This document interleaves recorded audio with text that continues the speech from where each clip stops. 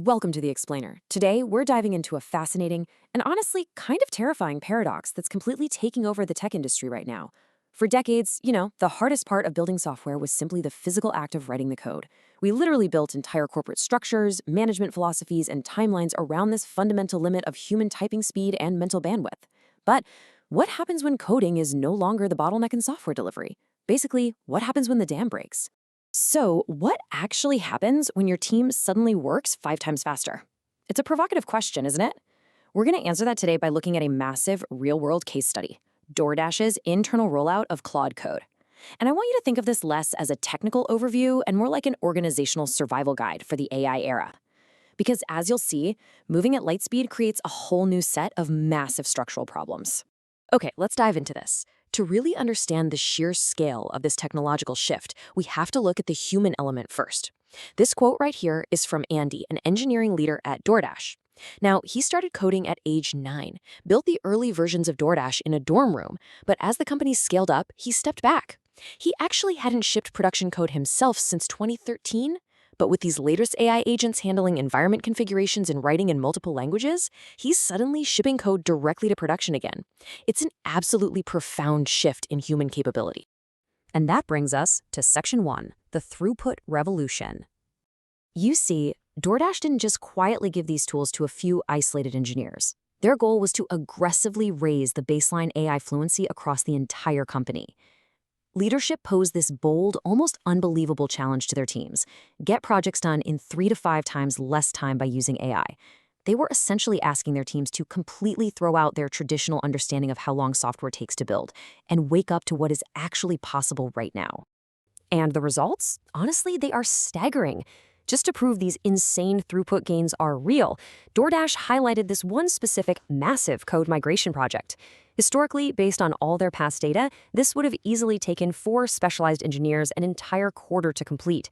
But using AI coding agents, a single engineer completed the entire migration in just 3 weeks. That is the kind of massive throughput revolution we are talking about today.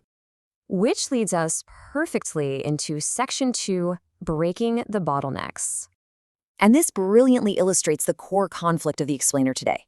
When you solve the primary constraint of coding speed, the sheer volume of output creates this massive pressure that just breaks the rest of the company's pipeline. You used to wait on code. Now the code is practically instant. But all those legacy processes, the continuous integration systems, security reviews, those multi-layered product approvals, they were all built for human speed. So now they're experiencing massive organizational traffic jams. People actually start complaining that it takes longer to get code merged than it did to write it in the first place. It literally turns into this constant cat and mouse game. Think about it. If AI is generating 10 times as much code, you naturally have way more potential security vulnerabilities being generated, just by sheer volume.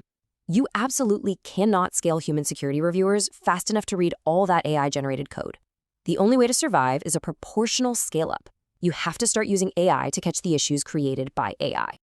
Let's look at DoorDash's exact tactical playbook for breaking these new bottlenecks.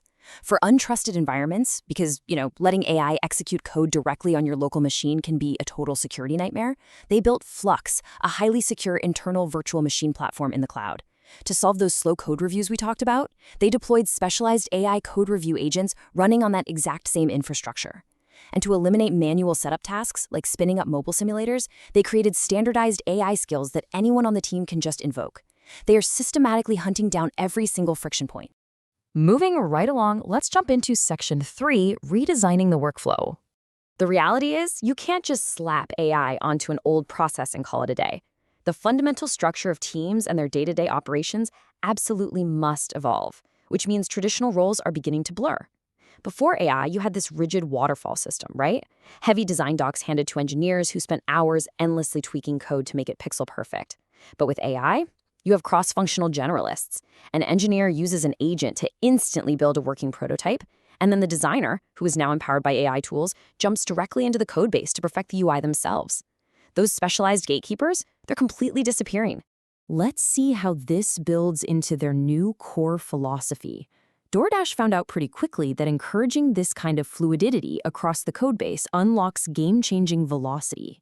They're actually pushing mobile developers to become full-stack engineers. You just don't need a massive team of pure domain experts anymore.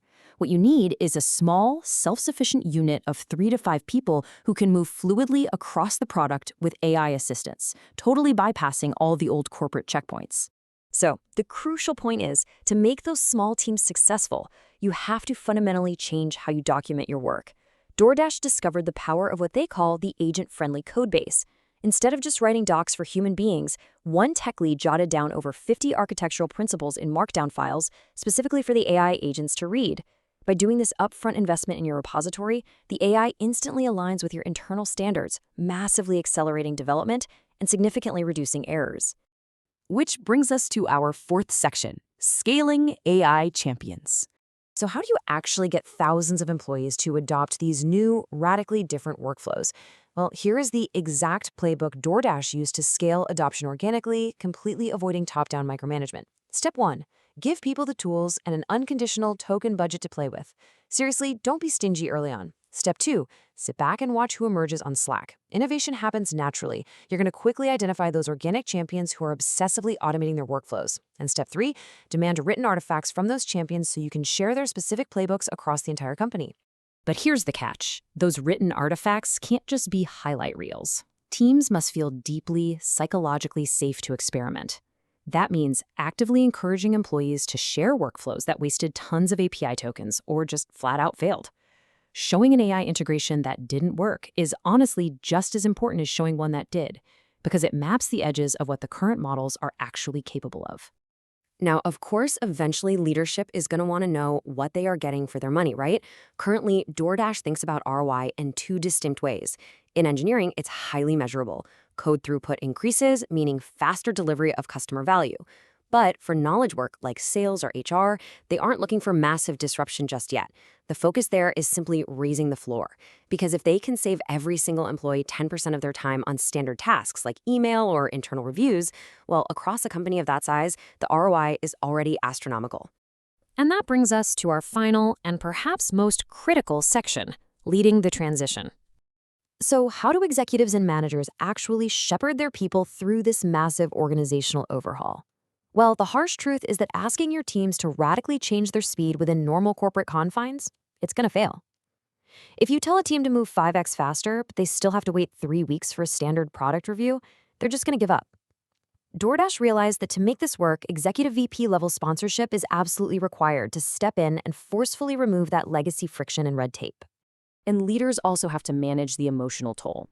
This quote perfectly captures the identity crisis many engineers are facing right now. Think about it. For years, their value and their pride were tied to the artisanal craft of typing out perfect code. Transitioning away from manual coding to managing AI agents, well, it can feel like a real loss of identity. Leaders have to recognize that this isn't just a workflow change, it's a profound psychological shift for their teams. Now, what's really interesting about this slide is the most crucial piece of tactical advice for leaders.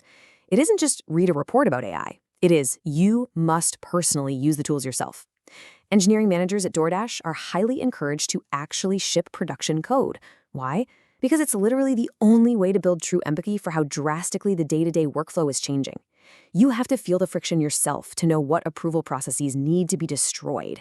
And finally, lean on the new grads. They don't have legacy habits to unlearn. They naturally think in this new agent-driven paradigm. Which brings us to our final provocative thought for this explainer. Right now, everyone is obsessed with getting their AI tools to write code faster.